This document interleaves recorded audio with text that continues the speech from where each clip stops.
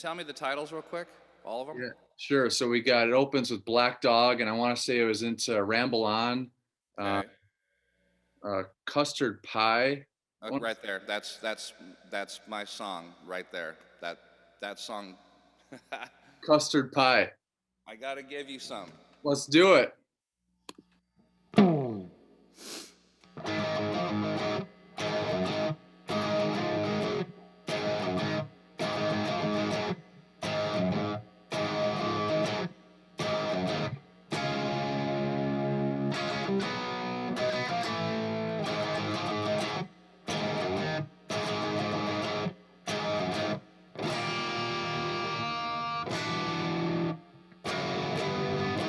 Yeah, baby. Love it. Love it.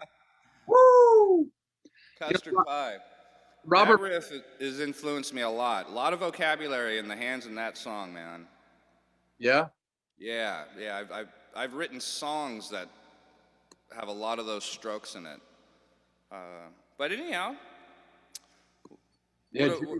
I mean, I know this interview's about me, but what song sticks out to you on that Oh, record? dude, no, it's all right, man. I gotta say, the when the levee breaks, and you brought it up earlier about the drummer, John Bonham. I mean, holy crap! I tried to describe to my dad uh, why a lot of the musicians that I have on this show, or drummers rather, cite John Bonham as their drummer.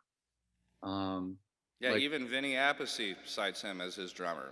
yeah, yeah, dude, it's just the weights. There's the weights. There's that boom. And just when the levee breaks, love that. But with Jimmy Page's guitar, I mean, where did he take the guitar compared to Hendrix? Because everyone talks about Hendrix. What was Page's from a guitar point of view? What was his stamp in music history? I like that question a lot. Well, we both know that Mr. Page has a bigger volume of work. Uh, I think Jimmy Page really wrote the gospel of rock and roll, like how to play rock and roll. You know, him being the most prolific session guitar player in England. You know, a lot of people don't know this. From 1960 to 1970, he was on 60% of the English recordings, and he traveled around whatever city he lived in, and he had, you know, I researched the guitar and the amp that he would use, but besides the point, he was so incredible as a session musician, and it seemed like when he got into Zeppelin, he consciously made his hands do something. So like some people think he plays sloppy when he takes solos. It's like, no, he's not playing sloppy. He created that. You know, he made those moves up. To me, those are the best moves as a rock and roll player. So comparatively speaking to Hendrix, you know, was groomed by Little Richard, taught how to dress, taught how to play loud and how to put his arms up. I mean, he was just like the most incredible performer, right? And Hendrix made some incredible music. I love Jim. But back to how do I think Jimmy Page, you know, made his mark? Literally the act of there's more to listen to, and it's the gospel of rock and roll, brother. All right. Well, amen to that. Yeah, he's got that. You described it perfectly. I like that. And you know, I wanted to show you something, and this is not behind glass yet. I'm the keeper of it. This is my younger brother Leonard, who's in Oregon, Evening Lands Winery. This is Okay. signed by Jimmy Page and Oh, dude, that is sick. Robert Plant. And I just Wow. keep this over here. I keep it hush hush. You know, I don't touch it unless I'm talking to Michael Kelly Smith of Brittany Fox, Steve Stevens of Billy Idol, you know, Heilman of Suicide Silence, or Mike Ruggierello. Oh, you're too kind to lump me in with all those incredible dudes. Yeah, man, I'm pretty proud of you. You're hustling and you're really talking to the big cats. You're talking to the big dudes, man. Thank you, man. Thank you. Yeah, just getting started. It's something that was born out of the quarantine, bro. And I thought, why wait? You know, why wait until my confidence is better or some bullshit like that? Just You fucking, know, a lot of us are dealing with that. yeah, just go for it, right? Go So, for it. Yeah, no hesitance. Just fucking go for it. Yeah, it's the Metallica way, if you ask me. No safety net. You just kind of figure it out on your way. Well, And that's how Theory Thursday rolls. I'm a live podcast. There's yeah, no net, my co-host Jason Thomas and I have predicated a small career, not career, but we both get a lot of respect for, we're doing 156 episodes. I'm actually, tomorrow is 158, and I'm being interviewed on my show tomorrow. oh yeah, Yeah, my publicist, Bart Mendoza, he's been on my show about 6 times. He loves coming on here.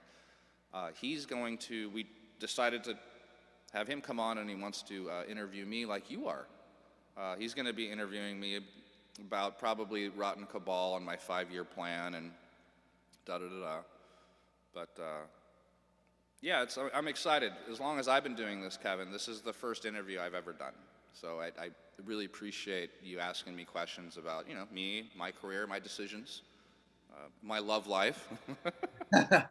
yeah. We'll definitely get to that. And hey, man, it's right back at you. I'm grateful to have you on. Today's quote of the day is from a woman named Maya Angelou, and she once said, "To know where you're going, you must know where you've been." So to know where you're going, you must know where you've been. I used to live in San Diego. Yes, you you did. you had a big impact on me, and that was one of those things where I just kind of went for it. And you're talking about Theory Thursday. What is Theory Thursday for our viewers, and where could they find that, Mike? Okay, Theory Thursday is a podcast that I made up in 2017. I decided to start. Okay, let me backtrack a little bit. Theory Thursday were live posts I did on Facebook. I would either do a song or like a pedal review. Well, that's not true. It was either doing a song or just a lesson. After I did, I think, like 42 of them, I got a little steam. People were watching it. On the 43rd episode, I decided to interview my good friend David Carano. So that became episode 1. And it was predicated on doing this main shot. Uh-oh, let me get some lights on here. So here's the main shot. The guests sit right here. And then we have the bass player, which is Jason Thomas. He's our straight man co-host. And then I have a house drummer. Now, interesting point here. I did 80 episodes with Theory Thursday, sponsored by Singular Sound, the Beat Buddy. It was a drum, basically a drum pedal that, it was pretty rad, actually. It had all these different beats in it. You could buy the Pink Floyd package, the Soundgarden package, and put the little SD card in this pedal.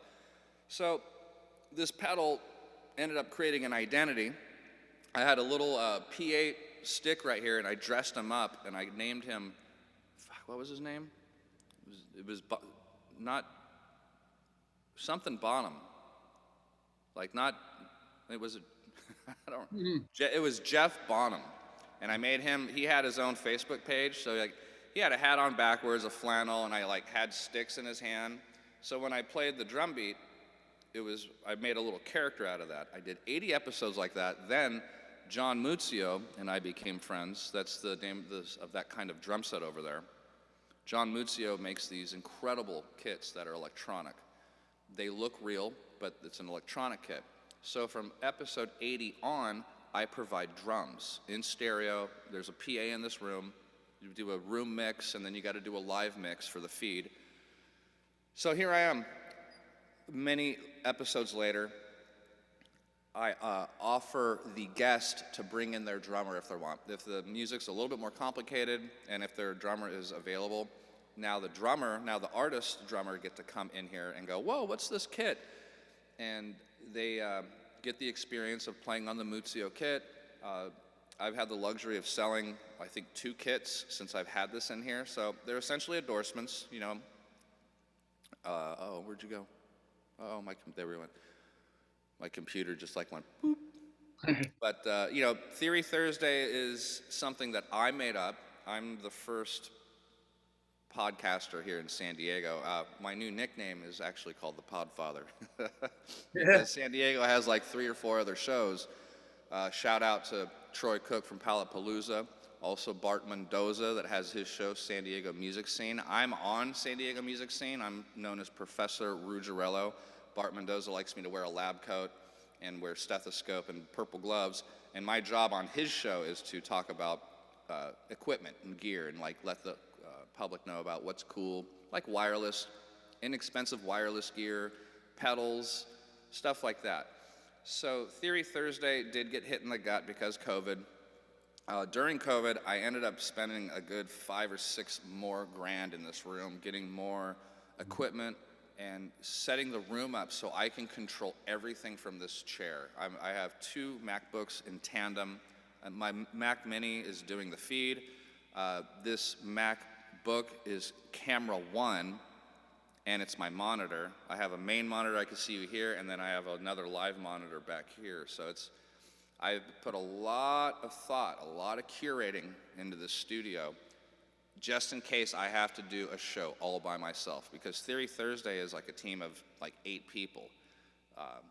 I need a guy to sit in the back of the room doing the camera switching, and then usually would have a director doing the lights with like a run and gun camera.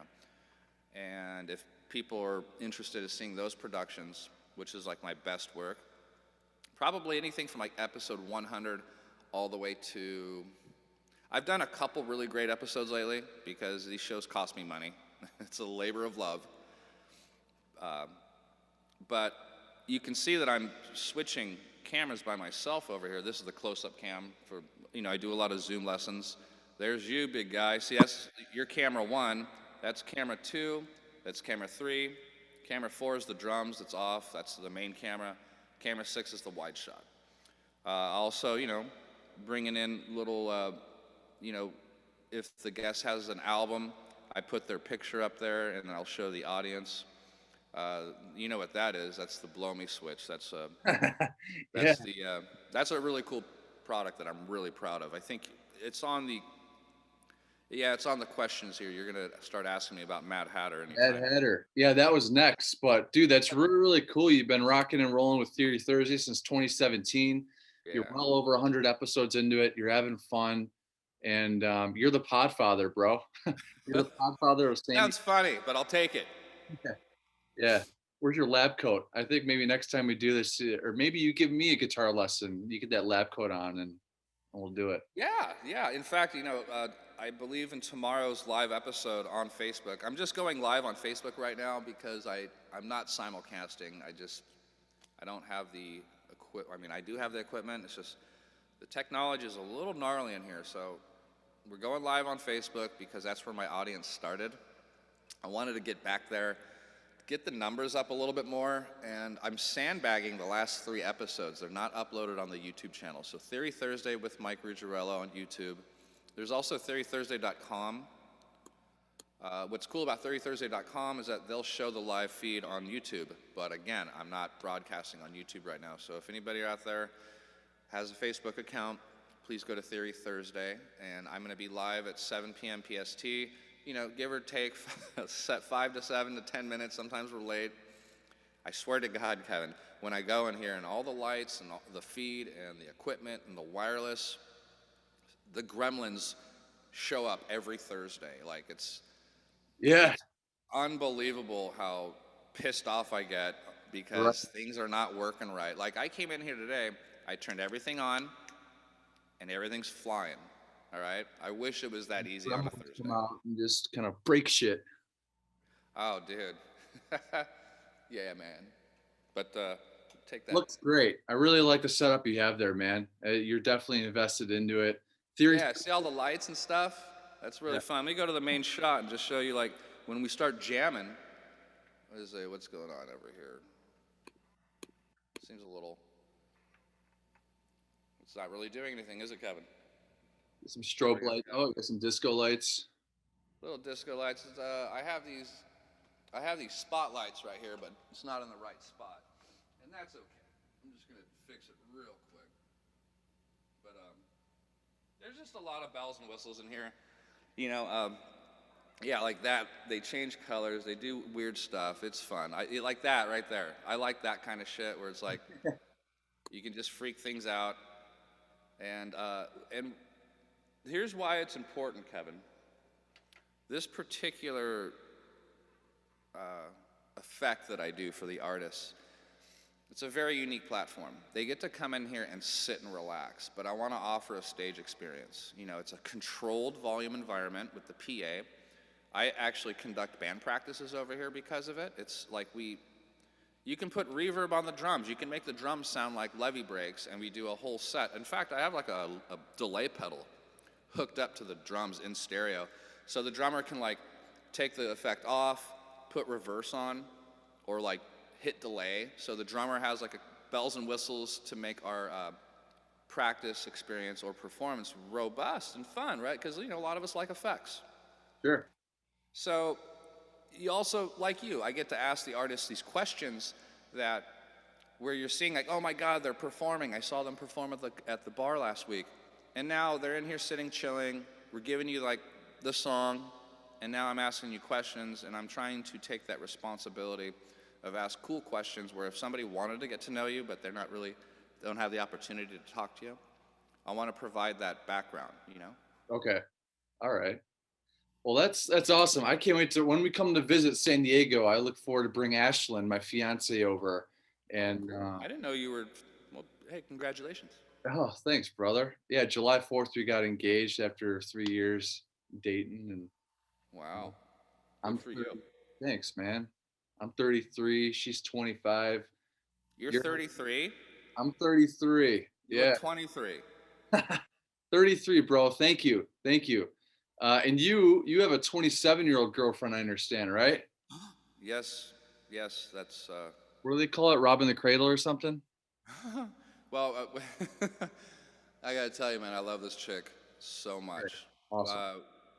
When we first met, she called me Billy Bob Thornton, and she's Angelina Jolie. Angelina Jolie, and talked about wearing vials of blood around our neck. And when she said that, I was like, she's the one. And in fact, if she's listening, I'm sure like whenever this gets put out, I have a lot of family and friends that do want to hear this interview. But Kat, if you're listening, I love you, baby, very much. And this last song that I just wrote is actually about her. The name of the song is called You're Her. And I'm really stoked on it, Kevin. You'd probably really love it. It's like just heavy. It sounds like an Alice in Chains, 9 Inch Nails song. Really? Yeah. Well, you want to play some of it? Do you want to debut it with her? I don't want to. Yeah, I might. I'm not entirely. I mean, Okay. I could. Okay. All right. Yeah. You know, I'm a little pitchy right now, but I don't care if I had to sing it in front of her last night. Yeah. And I like dropped my pick. I'm nervous. I'm like starting over and repeating lyrics again, and rather than just like one smooth pass. But you know how it is. New songs, they're little shaky in the beginning. But I'll demonstrate the riff. Yeah. Let's hear the riff. Let me pull my lyrics up in case I get if I want to sing. I almost said as long as I have some cojones. You know I got plenty of those. But let's see. I'm gonna go over here. Where's that? Yeah, I actually went down to her work last night. Where does Kat work? At the tap room, and she's slanging beer and also doing the marketing for them. She's an artist. She's got a very talented chick. She draws killer pictures, and she takes incredible pictures. You know, they just bought her a camera, et cetera, et cetera. So I went down there. She wanted to show me the new camera. So I'm sitting there eating dinner, and I finished the lyrics to this song last night. And I got to tell you, man, writing lyrics is like my new hobby. Nice. So yeah, let me show you a little bit. Show you a little bit of this. If you're wondering why it's a little buzzy, it's those single coils, baby.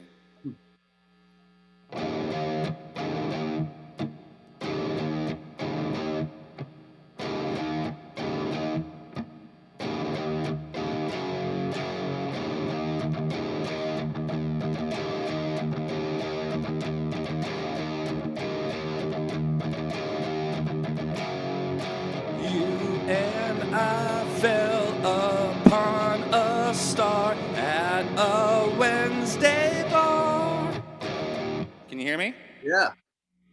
Then you take the color purple and blow it apart. When you me and act like you. Jupiter's really blue. And that's why you're. And that's why you're. You get the idea, right? Woo! Nice, man. I love That's brand new, man. You should have heard the band on Sunday jamming that. All four of my band members were like, "That's the best thing you've ever written, Mike." Wow. Well, it's definitely catchy. Oh, it's got that Alice in Chains. I was thinking it ain't like that, Alice in Chains. A little bit of It ain't like that. Yeah, dude, I can dig that. You know, the whole singing thing's this new chapter in my career too. Writing lyrics and singing. I mean, that's where Rotten Cabal is very unique. Big shout out to my boys in Rotten Cabal, Jev, or actually Lee Lake. My singer has an alias. That's how cool he is. But Wayne and John and D-Ride.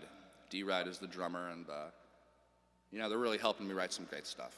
awesome. That's great. And I know you've written a few songs that I was just listening to last night again and again and again. You know, it was these compositions too. Bridge Burner from 2014 Oh, wow, wow, cool. and Diverted from 2019, which I believe I got on iTunes. You bought that? Thanks, Yeah. man. Oh, of course, man. Yeah, That's a trippy song, huh? Bridge Burner. It felt like a Dream Theater, maybe Porcupine Tree, Opeth thing going on there. Really, really liked that. And then Diverted, it felt like I was playing Mega Man again on the NES with some of the video game kind of vibes. I really liked both of those songs. Thanks. I appreciate that a lot. Bridge Burner got a little bit of radio play. Radio. Oh, Yeah, a little bit of radio play on 91X. You know, for you guys out there, it's just an instrumental acoustic song that has a lot of harmony in it. But Diverted is just like a metal song where I'm using, like, you know, easy drummer too, and that was a really fun song to write.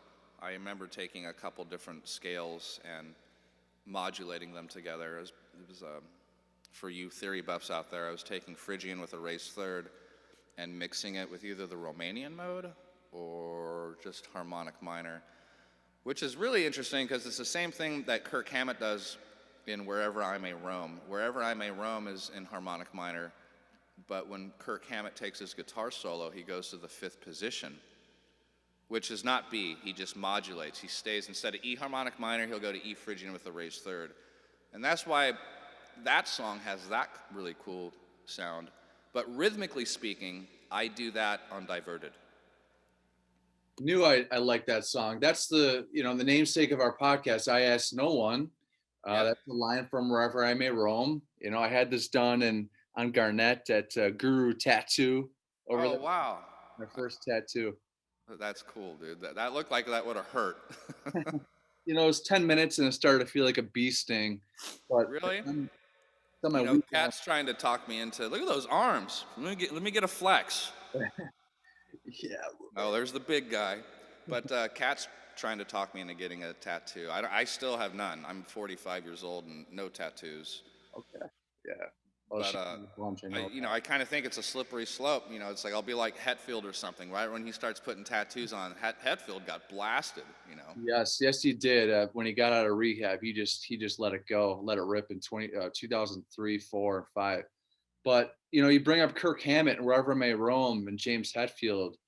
You see Metallica before? I have 2 times, both with my mother. Rest in peace, Mom. My mom, a beautiful, exceptional woman. She's a huge influence on me. Also, her sister, Aunt Kim, probably the biggest influence on me. But Mom was really cool. She taught me how to, like, roll a joint, and then we would go to Metallica shows. I'd be like 16 years old, and my mom would take like 3 or 4 of us down there, and you know, I saw them once open up for Metallica and Guns N' Roses at the Jack Murphy, which is not here anymore. You know, the Qualcomm Stadium. They tore that down. They tore it down. They tore it down. Yes, you know, a lot of shit's happening here in San Diego, man.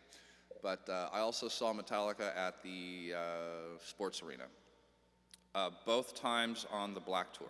The Black Tour. So were you there in January of '92, Mike? Yes. Yes.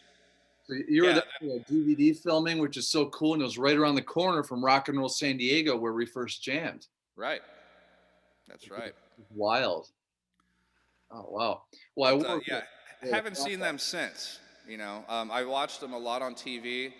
You know, I've sat down with Robert Trujillo and had dinner once upon a time. It's a strange story. My aunt charters airplanes for all the A-listers and rock stars. You know, Soundgarden back when Chris was alive, and right now, you know, just to give you an idea of what my aunt does, she gets those planes ready for like camera crews or the stars, and they fly to wherever they got to go. And because of that, I met Sharon backstage at an Oz Fest, and my Aunt Kim, myself, Sharon Osbourne, and Robert Trujillo, and all the four of us had dinner one night. That is awesome.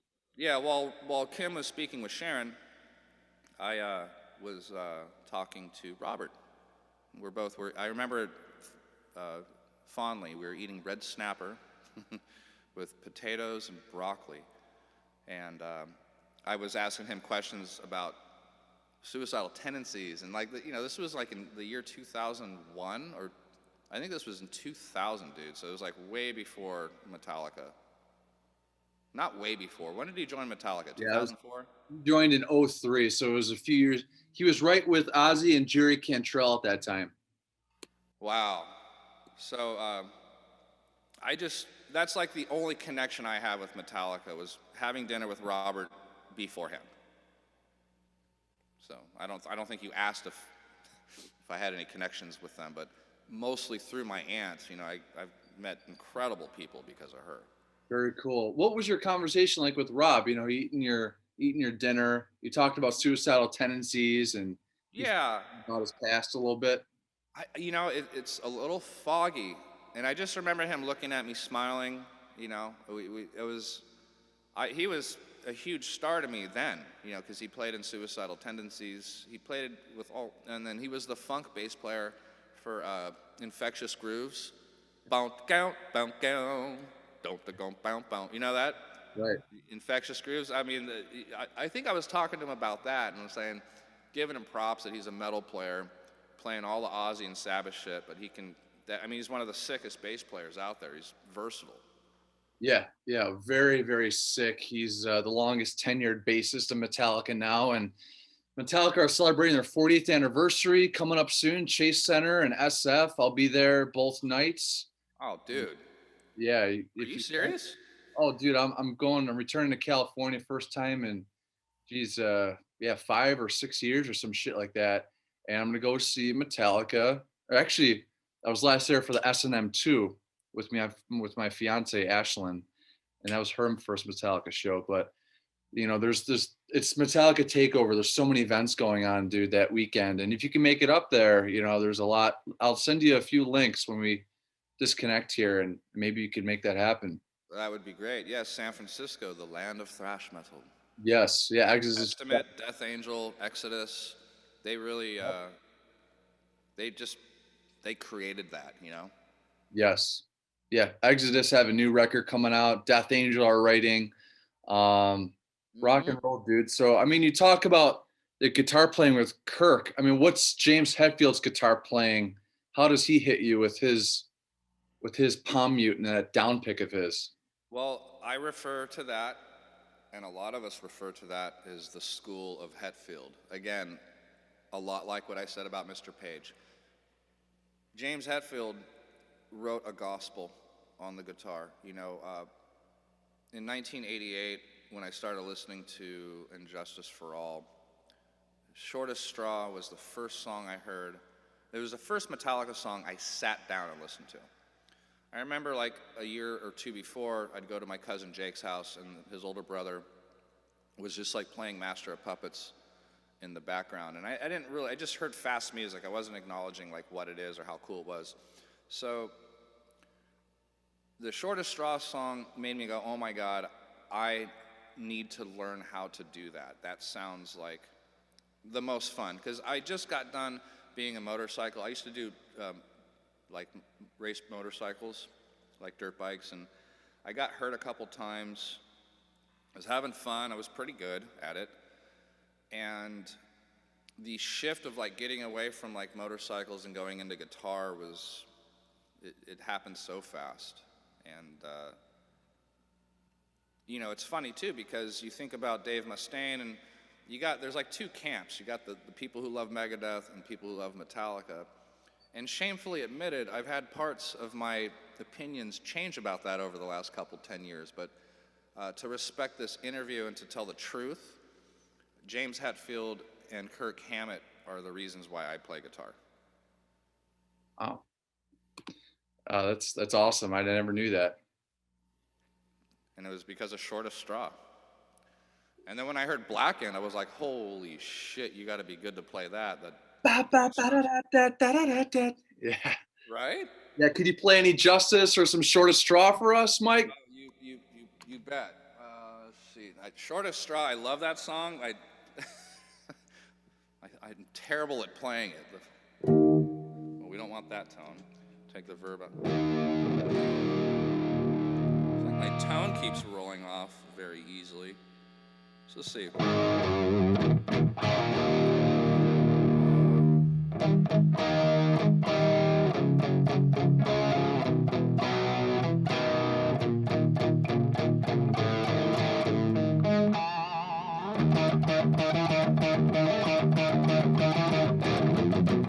So that fill right there is still, like if you look at the tabs, there's like this chromatic thing happening. I don't even know what it is. So I had to invent my own little back end of that riff, and still today it's like an anomaly of what Hetfield's doing. Watch.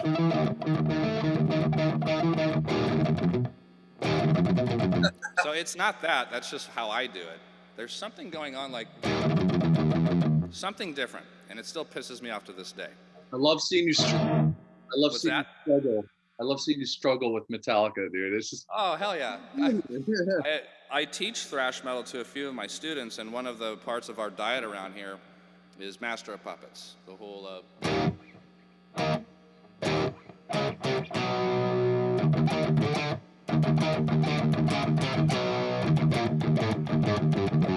You know, it's funny, Kevin. You got to be really warmed up to do that next part.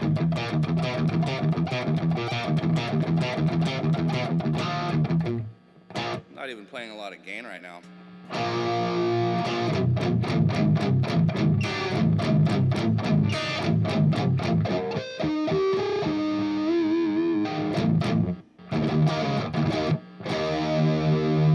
Yeah, but God, how does that riff go? Bump, bump, ba-na, da-na-na, na.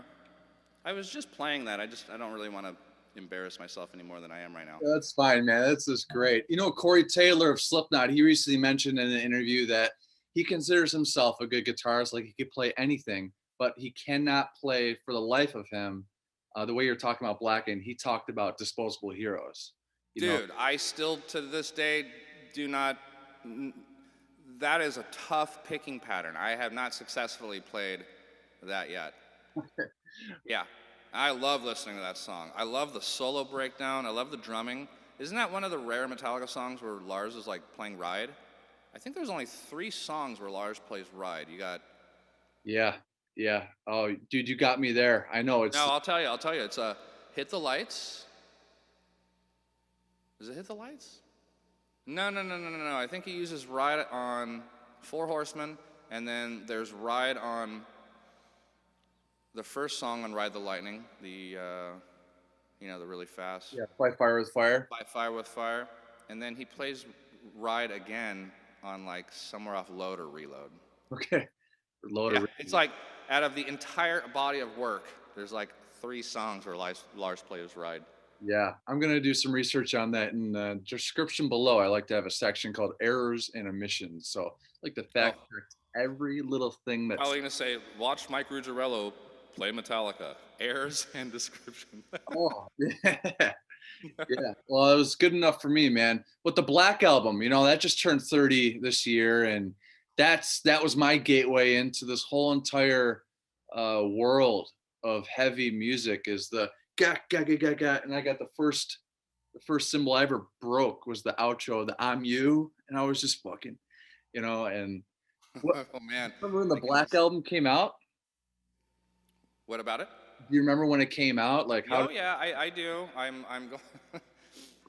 It pissed me off. Okay, it did because I was sitting there with my guitar teacher at the time. It was after a guitar lesson, and we're watching the debut of the new video. So on the first listen, we did not like the sound of Enter Sandman at all. We were like, oh my God, they changed. And then Bob Rock turned into this person that changed Metallica. I was like, Jules, drive me home. I was like really upset. We went by Grossmont Center and we each picked up a tape, and then he took me home. I go home that night, the second song shows up, Sad But True. I immediately got back on board. I'm like, I was digested the first 5 records. I count Garage Days Revisited as a record. First and foremost, Metallica plays the best covers, okay? They do. I learned about Budgie and Merciful Fate. Merciful Fate, exactly. So the 5 records were nice and digested. That was my Metallica. It hurt a lot of us when that 5th record came out. It took a long time for us older Metallica listeners to get on board with that particular album. And the saving graces were, The God That Failed, Through the Never, Sad But True. My mom loved My Friend of Misery. So when you start really listening to that record, it took 10 listens over the period of 2 weeks where I was like in a Metallica funk. Hmm. Yeah, and I'm sure you were definitely Probably weren't expecting that, huh? right. No, man. Well, when you told me earlier on in our little conversation here that the last time you saw Metallica was on that Black tour, I was thinking, okay, there's got to be a reason for that. And That was me trying to just redeem myself and finally see these guys. I had an opportunity to go see them during Justice, and Queensryche was opening up for them during the Justice for All days. yeah, And I heard that tour was sick. that was sick. And then they came through the sports arena in San Diego. They filmed the DVD there. They did. Well, that's great, man. Yeah, 40th anniversary coming up. I want to hear some Devil's Dance off of Reload. Maybe some Purify from Saint Anger. We won't talk about Saint Anger, but That's okay. Their Saint Anger's got some. There's a couple songs on there that are obviously rad. It's just it's a weird production. Yes, it definitely is. What did you hear? Hardwired? Did you listen to any of those songs off of 2016's Hardwired record? Oh yeah, I bought that album. I'm a big lover of vinyl. In fact, on my Mr. Guitar Lessons YouTube channel, I have a really good lesson on what was their hit off that record. There was Hardwired, Atlas Rise, Now That We're Dead. I think Atlas Rise was I did a video on it. Moth in the Flame. Yeah, Moth in the Flame. That was a trippy song. Yeah. But Atlas Rising. Go check it out if you want to learn how to play it. So, all right. Yeah, Mr. Guitar Lessons, right? Yeah, those are my 2 brands, Kevin. Mr. Guitar Lessons, which I got lucky because my name's Mike Ruggiarello. I'm really big into alliterations, Theory Thursday. Between you and I, one of these brands has got to get to the top where I could sell it for like $100 million and just retire. I'm planning on selling one of these brands by getting my career to that level and sell one of those darn brands. It's like it feels like you're getting rid of a baby or something, but that's the model that if you're creative and you know how to get into this business, how to affect the world with your brand, right? Well, the perfect scenario is to be so popular and so needed that somebody wants to buy it from you. And that's the crazy decision. Are you going to let it go because you want money? So I'm purposely going to position myself to experience that. Well, while I still have hair. Yeah, which you do rock, and you recently cut it, and it's looking pretty damn good, brother. Thank you. There's a couple fun jokes about that. Jack White called, wants his haircut back. Soul patch there. Yeah, I've had that probably since I was 3 years old. Yeah. Well, dude, I mean, one of the first times that we met, I remember where we were standing in Rock and Roll San Diego. You referred to the music business as this godforsaken business. And what you're doing with your guitar instructions and Theory Thursday, you're putting your own stamp. You obviously it looks like you enjoy what you're doing. You're investing in that space that you got there, and keep fucking rocking that, man. And what's Evan.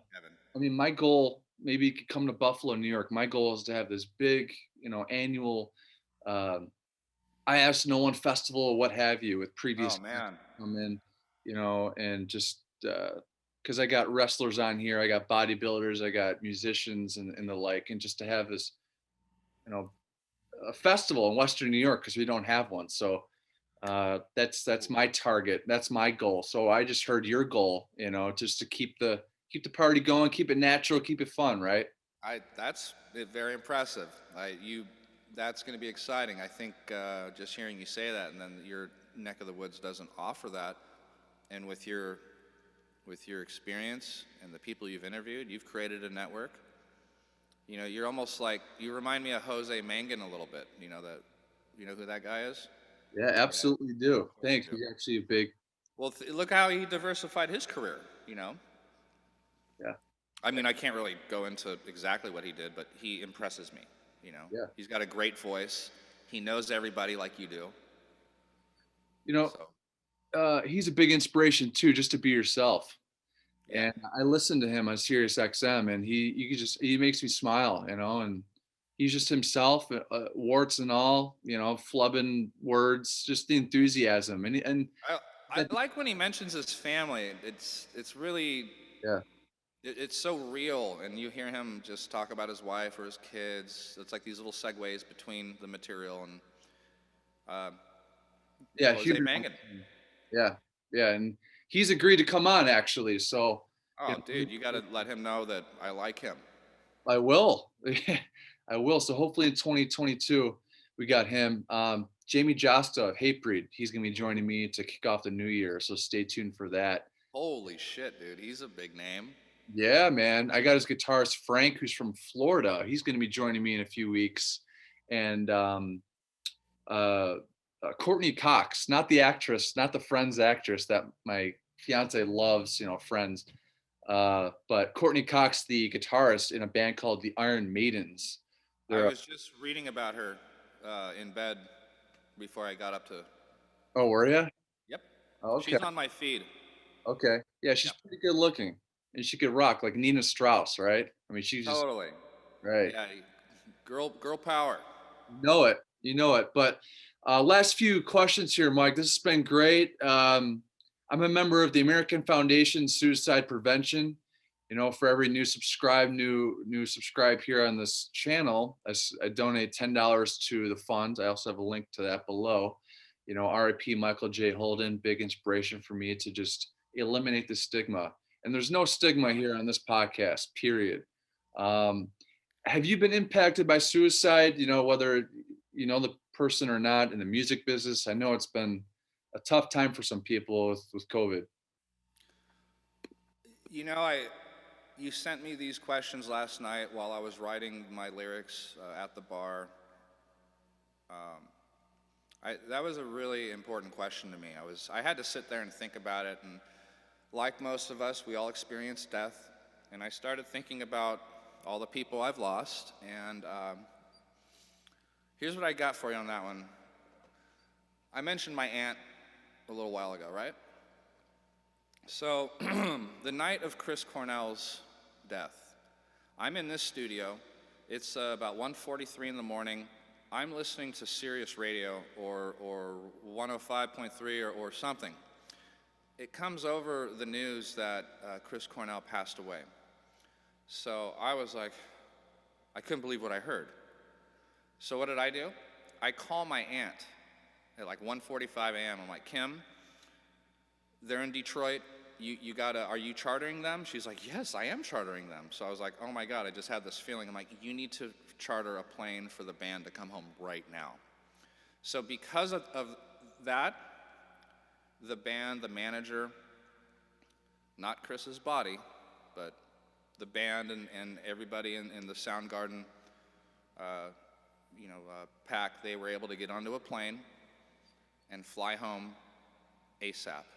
And I got an email the next day from Chris's manager, him humbly just thanking me for hearing the news and being able to contact my aunt, because my aunt was in bed, sleeping. You know, she would have got a phone call from somebody, but she heard it from me. And the really special thing, and this just kind of chokes me up talking about it. The really intense thing that happened, man, is I had to give flowers. Kim, my aunt, picked out flowers to give to his wife, and I wrote it in the card, quoted from Black Hole Sun. Chris says, "Through my name, through the cream, you can." God, what is that lyric? Through the cream, you'll hear me scream. I changed the lyric to, no, that's what I wrote. Through the cream, you'll hear me scream. If you actually go look at the second verse of Black Hole Sun and you look at that lyric that I'm talking about, you'll hear the twist on it. And it was for Vicky, dude. I wrote that in the card. And it's really hurt me ever since, man. Yeah. So that's my only connection to suicide, that story. You know, that was a crazy year between Cornell and Chester after that. Absolutely, man. That was very heartbreaking. Still is. Yeah. I really appreciate you sharing that. And that means a lot. And, Cornell you're about a decade older than I am. I mean, that was your impressionable years with Soundgarden. And then here's me. Chucky's things. Rad. Nice. But I had this done last year, actually. Yeah? Hybrid Theory. Oh, dude. Wow, that's sick, man. Thank you, brother. Thanks. God, I got all emo on you. I guess that's sort of like the point, though, huh? Oh, dude, it's okay. You know, it's with Chester. That was my guy too. So, depression is not a face, and it does get better. And towards the end of my California time, I was diagnosed with depression, and I'm still on medication daily today. And not many people. Are you? A lot of people are surprised to hear that, but it's I'm out of the woods in that respect with the podcast and real estate and personal and with Ashland and everything. But man, I'll tell you, you count your blessings, especially this time of the year in the holiday season. Stay grateful, stay humble about everything, and if you see someone that's struggling, I brought this up just last week. I was up in front of a group of people in a bar in between sets of this performance, and I told these people. I gave them my piece on mental health. And, Wow. one of the things I said is you don't, it's like what Dan Dunnigan of Disturbed said after Cornell passed. You don't know what a smile would do for someone, a total stranger when you pass them by. So Very true. appreciate you sharing that. And in a few short weeks, I'm going to be with Luke and Matt again, the guys that you connected me with in San Diego. I'm going to pack this drum kit away, Chucky included, going to go over to Syracuse, and Luke's going to come up from Philly, and we're going to be blasting out some tunes. We're going to dust off the, we call ourselves Ichabod then, and we had you on the bass, and I'll never forget when we performed at Rock and Roll San Diego at mile marker 19 in Fountain Valley Plaza there. You had your hat on, you had your sunglasses, and I remember Firewoman at the Cult. We played Iron Man, Black Sabbath, Firewoman, the Cult, and the Bell Tolls. If we're in the Bell Tolls, we ended with, but we went right into Wood after Firewoman, and I remember you just went no break, no counting, you just went right for it. And honestly, I haven't heard that bass intro the same since, because I just think of the time where, all right, Firewoman, we could have done a better performance of that, and you just went fuck it, just doodle and off. Nice. So, are there songs or a song that you would recommend that me, Matt, and Luke just get after December the 10th and December the 11th? Yeah, man. You know, my lady Kat, she's been an extremely big influence on me. She's shown me so much cool songs, so many cool bands. Check out Radkey, Love Spills. It's like modern day Danzig. Uh, Yeah. Dude, and it's sick. This particular song came out in 2015. So Radkey, R-A-D key Key, Love Spills. I think if you listen to it, you're like, yeah, let's fucking rock this one, you know.